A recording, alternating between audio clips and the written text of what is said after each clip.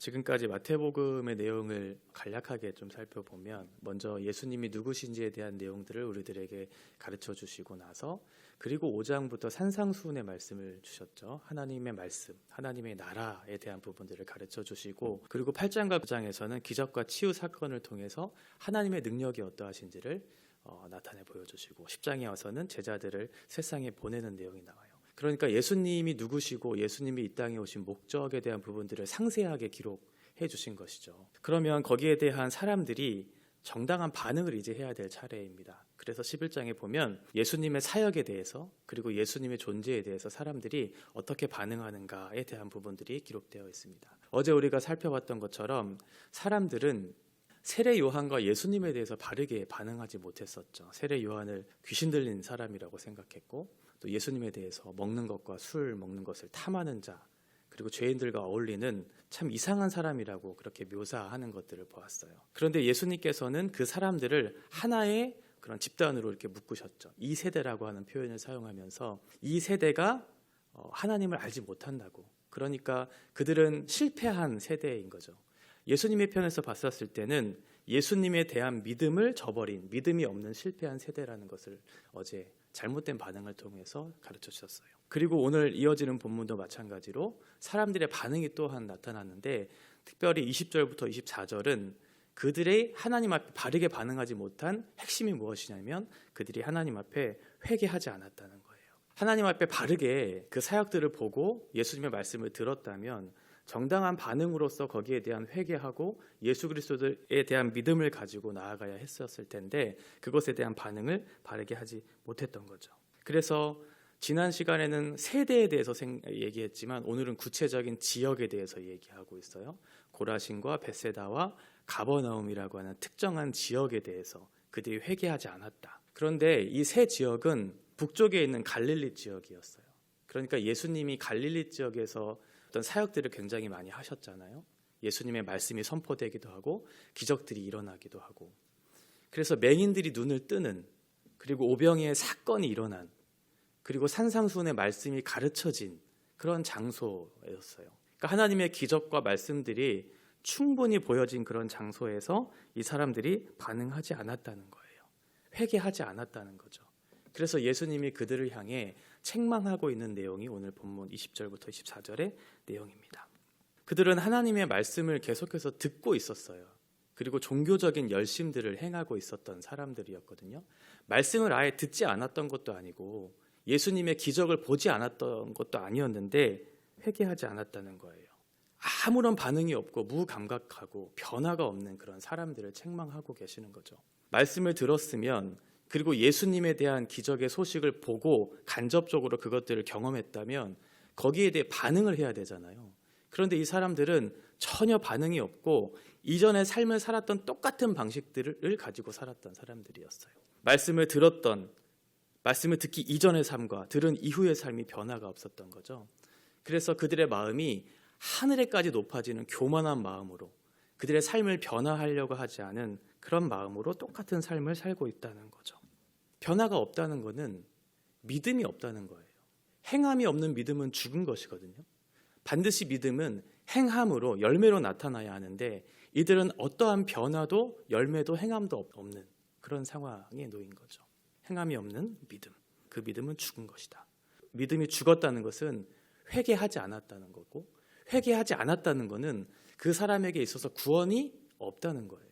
그러니까 말씀을 듣고 아무런 반응이 없다는 것은 회개하지 않았다는 것은 하나님 나라를 소유하지 않은 그런 사람이 된다라고 하는 거죠.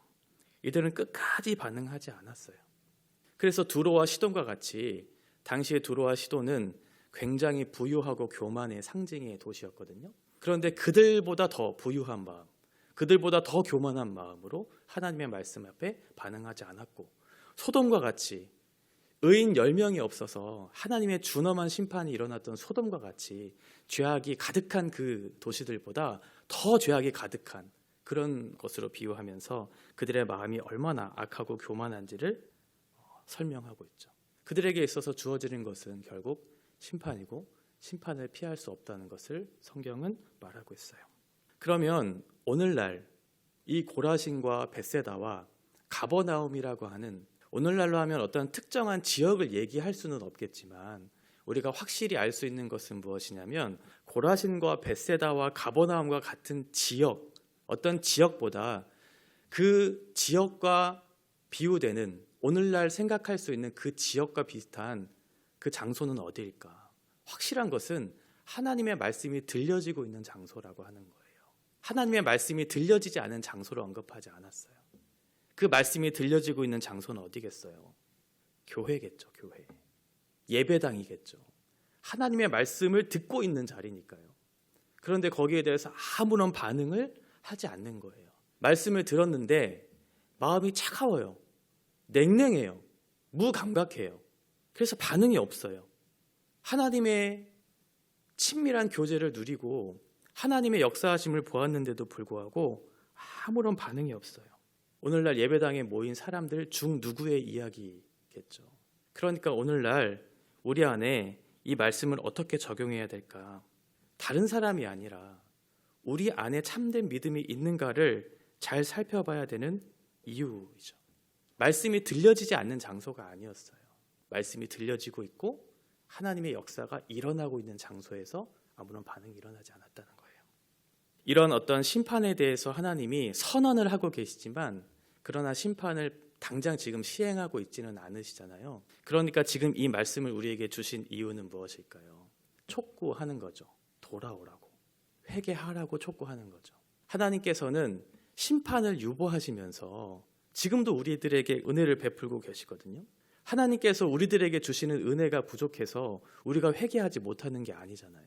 지금 날마다 말씀을 우리에게 주고 계시고 지금도 우리와 친밀한 교제를 누리시기를 원하시는 마음을 계속해서 지속적으로 베풀고 계심에도 불구하고 문제는 무엇이냐면 우리의 마음이에요. 우리의 마음의 중심이 하나님을 향하고 있는가 아니면 여전히 차갑고 냉랭한 마음으로 하나님의 말씀을 듣고 있는가라고 하는 것이죠. 이들이 책망받았던 유일한 이유는 종교적인 생활을 열심히 하지 않아서도 아니고 말씀을 듣지 않아서도 아니고 회개하지 않았기 때문에 그런 것이죠. 그러면 어떠한 사람들이 회개하는 걸까요? 이들은 권능을 체험하고도 말씀을 들었음에도 불구하고 회개하지 않았다면 과연 누가 하나님의 말씀을 듣고 그 권능을 보면서 회개할 수 있는가? 거기에 대한 질문들이 생겨날 거예요. 그래서 25절부터 예수님이 그 부분에 대한 대답을 이제 해주고 계시는 부분이죠. 그들이 하나님의 말씀을 듣고 권능을 행하는 것을 보고도 반응하지 않고 회개하지 않았던 이유는 이것을 하나님께서 숨기셨기 때문에 그래요. 여기서 이것을 숨겼다라고 했을 때 이것은 하나님의 권능이죠. 권능. 이 권능은 어떠한 능력을 얘기한다기보다는 하나님의 뜻 이것을 얘기해요. 그러니까 하나님의 뜻을 그들에게 숨기셨던 거죠. 그리고 누군가에게는 나타냈다라고 하는 거예요.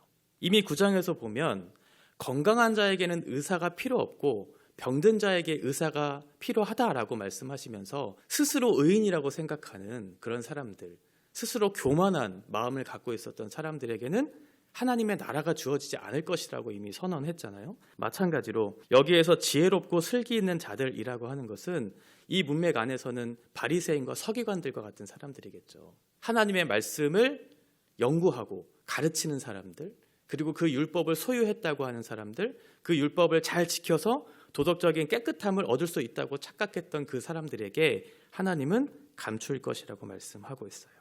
하나님 나라는 세상의 지위나 학벌이나 지식으로 소유할 수 있는 것이 아니죠. 세상에서는 그것으로 어떠한 높은 자리에 가면 어떠한 사람들보다 높은 위치에 있는 그런 대단한 사람이라고 칭송을 받을 수 있을지는 모르겠지만 하나님 나라에서는 하나님 나라를 소유하지 못한 사람들은 영적인 갓난아이와 같은 존재예요. 그러나 하나님께서는 그런 사람들에게는 숨기시지만 어떠한 사람들에게 하나님 나라를 소유할 수 있도록 보여주시냐면 어린 아이들에게 하나님의 나라를 소유할 수 있도록 보여주신다라고 하는 거예요. 어린아이는 겸손한 자를 얘기하거든요.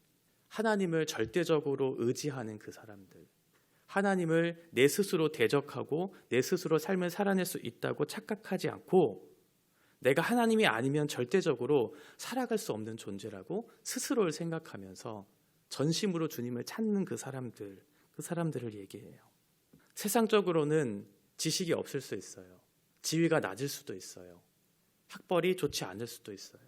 그러나 하나님 나라는 그런 곳으로 판단되는 곳이 아니죠. 이런 사람들은 오히려 하나님 나라에서는 영적인 거인과 같은 사람들이죠. 어떠한 사람이 하나님 나라에서 더 큰 사람이 될까요? 하늘나라에서 가장 큰 사람은 겸손한 사람이에요. 하나님 앞에 내가 누구인지를 아는 사람. 그래서 내가 하나님을 전적으로 의지할 수밖에 없다고 생각하는 사람. 이 사람들이겠죠.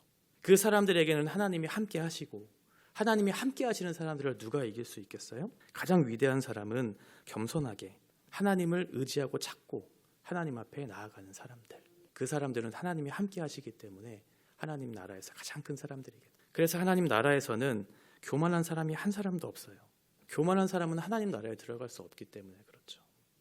하나님 나라의 백성된 사람들은 하나님의 은혜와 사랑을 경험한 사람답게 자신을 그 은혜와 사랑으로 다루어가는 사람들, 다루어질 줄 아는 사람들, 그 성품을 소유한 사람들이거든요. 그래서 겸손한 거죠. 내가 본성적으로 겸손해서가 아니라 하나님 안에서 예수 그리스도의 십자가 앞에 나타난 사랑과 은혜를 경험한 사람으로서 내가 어떠한 자리에서 구원을 받았는지 바르게 인식하는 그 태도로부터 나오는 겸손함으로 자기가 누구인지를 명확하게 이해하며 살아가는 그 사람들이겠죠.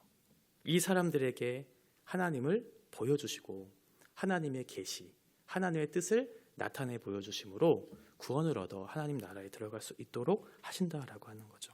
왜 우리가 이렇게 하나님 앞에 올바르게 반응해야 될까요? 28절에 보시면 수고하고 무거운 짐진 자들아 다 내게로 오라 내가 너희를 쉬게 하리라 라고 말씀하고 있어요. 예수님이 이 땅에 오신 이유는 우리에게 참된 쉼을 주시기 위함이고, 우리가 예수님을 만나야 하는 이유는 우리가 참된 쉼을 얻어야 하기 때문에 그래요. 그런데 이렇게 참된 쉼을 얻어야 하는 사람들은 예외가 없어요. 그래서 예수님은 다 내게로 오라고 말씀하고 있어요. 누구는 오고 누구는 오지 않아도 된다고 말씀하신 게 아니라 다 오라고. 죄인도 의인도 남자도 여자도 종도 주인도 어느 한 사람 예외 없이 모든 사람들에게 의사가 필요하고 그 의사에게 와야 참된 쉼을 얻을 수 있다고 말씀하고 있는 거죠. 우리에게는 짐이 있거든요. 무거운 짐이 있어요. 그것은 죄의 짐이에요. 죄의 짐. 죄의 짐을 안고 살아가는 사람들에게는 안식과 쉼이 없어요. 그래서 그 짐을 벗고 새로운 짐을 우리들에게 주시려고 예수님이 오신 거죠.